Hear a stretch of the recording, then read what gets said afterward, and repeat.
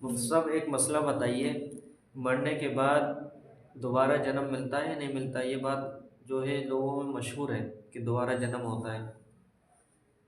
یہ بات لوگوں میں مشہور ہی ہے، بس دلیل اس کی کوئی ہے نہیں ہے بھائی۔ قرآن حدیث یا اسی طریقے سے اجماع میں کہیں پہ بھی یہ بات نہیں ملتی کہ مرنے کے بعد انسان کو دوبارہ دنیا میں بھیجا جائے یا دوبارہ جنم ہو۔ یہ لوگوں میں مشہور ہے، میں بھی ٹھیک ہے کہ مطلب تم نے یہ سوال کرا، میں بھی جانتا ہوں اس کو، میرے بھی سامنے یہ باتیں آئی ہیں کہ انسان کو سات سات جنم ملتے ہیں، سات سات جنم۔ کتنے جنم؟ 7 جنم۔ سات سات جنم ملتے ہیں۔ ایسی قرآن حدیث میں کوئی ایسی بات نہیں ہے۔ اتنی بات ہے کہ انسان جب دنیا چھوڑ کر کے جاتا ہے، یعنی اس کی روح نکال لی جاتی ہے، تو اس کی روح کو ایک مقام ہے عالم برزخ۔ عالم برزخ اس جگہ کا نام ہے، وہاں پر اس کی روح کو جمع کر دیا جاتا ہے۔ اور وہ جیسے اس کے اعمال ہوں گے، جیسے اس نے دنیا میں کیا اپنے اعمال کیے ہوں گے، اپنی عبادت کری ہوگی، نیکی اور گناہ، جس حساب سے اس کے اعمال ہوں گے اسی حساب سے اس کو وہاں پر کیا ہے عذاب ہوگا۔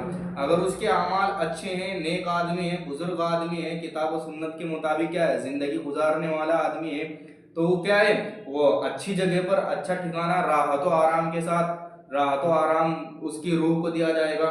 اسی طریقے سے اگر وہ گنہگار ہے تو پھر کیا ہے عذاب میں مبتلا ہوگا وہ۔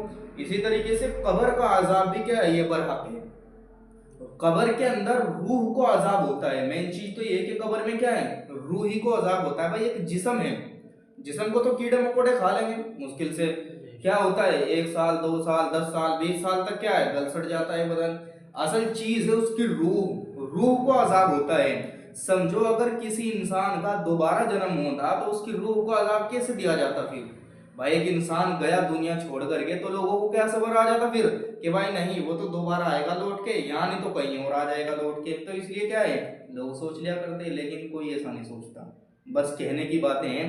اس لیے قرآن حدیث میں کہیں ایسی چیز نہیں ملتی کہ جس سے یہ بات ثابت ہو کہ مرنے کے بعد دوبارہ زندہ کیا جائے گا، مطلب دنیا میں بھیجا جائے گا، جبکہ مرنے کے بعد دوبارہ زندہ تو کہاں میدان محشر میں کیا جائے گا، وہاں حساب و کتاب ہوگا۔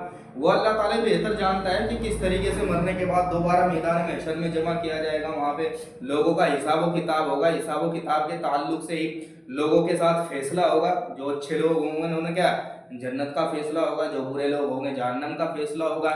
اور اللہ تعالیٰ سے کیا ہے دعا یہ کرنی چاہیے کہ اللہ تبارک و تعالیٰ ہم سب کو اچھے لوگوں میں شامل کرے۔